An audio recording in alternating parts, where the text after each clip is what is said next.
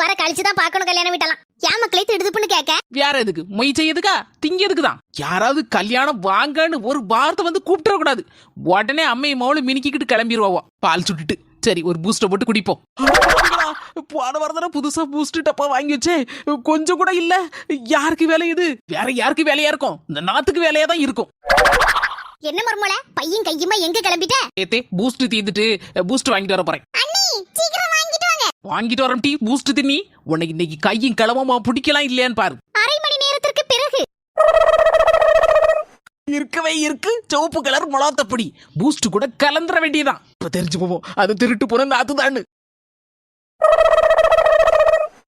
அது பூஸ்ட் திங்க போவா, இந்த மாமியார் எங்க போகுது? அது எங்கேயாவது வெளியே போகுமா இருக்கும். அப்போ பூஸ்ட் களவாணி நாத்து இல்ல நீங்களா?